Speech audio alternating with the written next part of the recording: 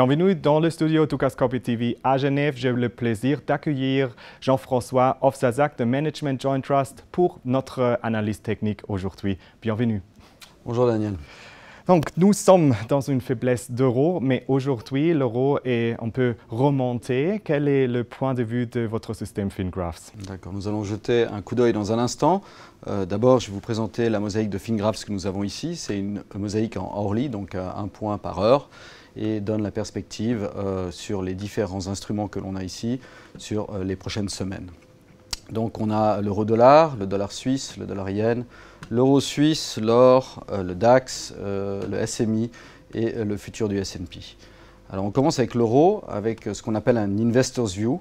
C'est la perspective sur les prochains trimestres avec un graphique weekly, donc 1 point par semaine. La perspective sur les prochains mois avec un graphique daily, donc 1 point par jour. Et la perspective sur les prochaines semaines avec un graphique hourly, donc 1 point par heure. Pour l'instant, les 3 trends sur l'euro sont à la baisse avec 3 bears et la machine nous dit potential continuous downtrend, donc on est toujours à la baisse. Nous allons affiner cette analyse en regardant d'abord le weekly qui est baissier avec un bear. Les targets se rapprochent de leur objectif, mais il y aurait encore de la place jusqu'à 1,06 sur les prochains trimestres. On voit quelques exagérations qui commencent à se former avec notre indicateur de risque qui est dans la zone survendue, ainsi que nos 2 enveloppes qui se touchent, mais pour le moment, nous pensons que ces exagérations sont intermédiaires et que le mouvement n'est pas fini. Sur le daily, nous sommes dans un mouvement très extendu.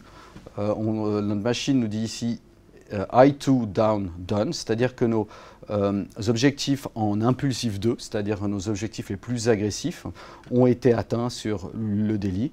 Donc on s'attendra à certes d'être toujours sous pression à la baisse avec le bear ici et la tendance baissière, mais les objectifs sont plus ou moins atteints dans cet horizon de temps.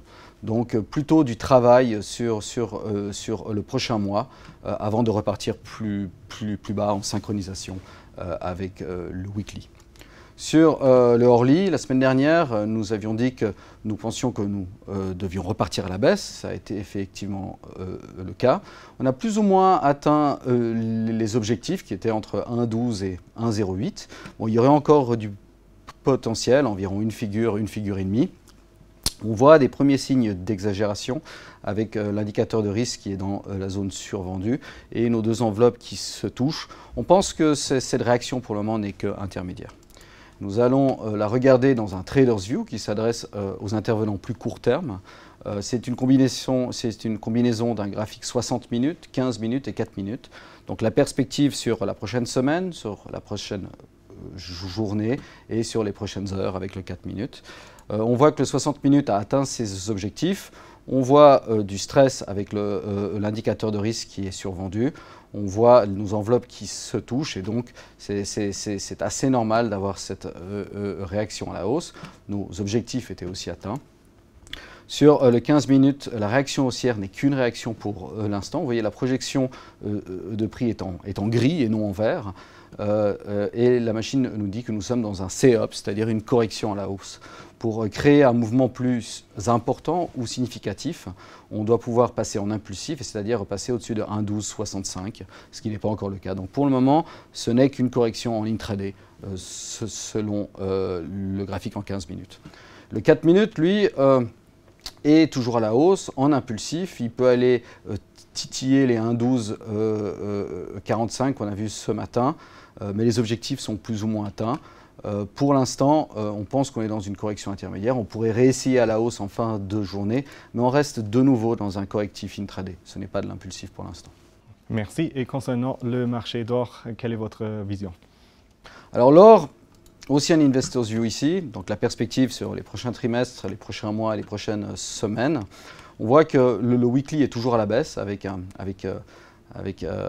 bear ici, et que le court terme, enfin le moyen terme et le court terme, donc le daily et le hourly, ont réagi à la hausse. Si on regarde la perspective du weekly, donc sur les prochains trimestres, on a atteint les niveaux supérieurs de notre zone de target, autour de 1200. Mais on pourrait envisager de descendre jusqu'à 1000 sur les prochains trimestres. Juste pour rappeler, on est négatif sur l'or depuis près de 2 ans. Mais donc on pense que le mouvement n'est pas tout à fait fini, il y a encore de la place en temps et en prix. Et donc pour l'instant, nous restons négatifs sur cette perspective. Maintenant, sur le daily, on a vu une réaction à la hausse qui a été assez forte, mais le pullback a été aussi très puissant. On se retrouve maintenant dans une situation qui pourrait être une base, où on a du stress sur nos enveloppes. Elle n'est pas confirmée par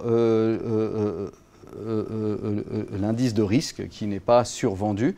Mais si on voulait confirmer ou reconfirmer cette réaction haussière, il faudrait que le prix de l'or commence à bouger à la hausse. Pour l'instant, la machine nous dit que l'or sur le daily, c'est-à-dire sur ces prochains mois, est plus ou moins neutre. C'est-à-dire qu'on a un bull trend, mais on n'a pas de target ici, ce qui signifie qu'ils sont en contradiction.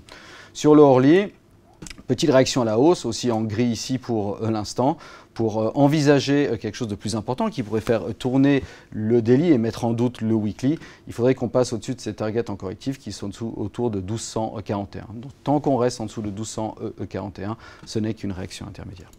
Et finalement, quelle est votre perspective pour les actions? Alors pour les marchés actions, on a ici le DAX, le SMI et le futur du S&P.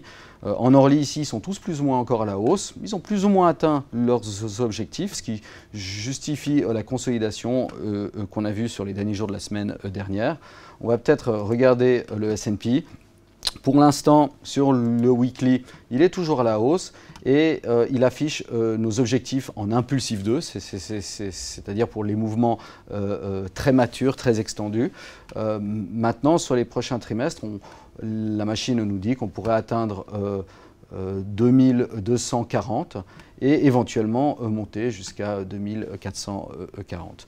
Toujours positif à la hausse, des premiers signes d'exagération ici sur l'indice de risque et les enveloppes, mais ceci semble être un stress plutôt intermédiaire pour l'instant.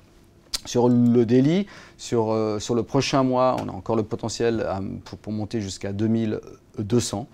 Un peu de stress actuellement sur les enveloppes, un risque index qui se retourne un petit peu à la baisse, donc ce qui justifierait une correction intermédiaire, mais pour l'instant, on est toujours haussier sur les prochains mois.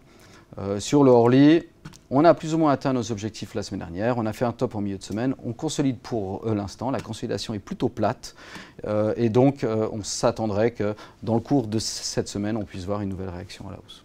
Merci bien, Jean-François Ofsazac de Management Joint Trust, d'être venu et d'avoir partagé votre point de vue. Merci pour l'opportunité. Merci bien pour votre intérêt. Bonne journée et à la prochaine fois.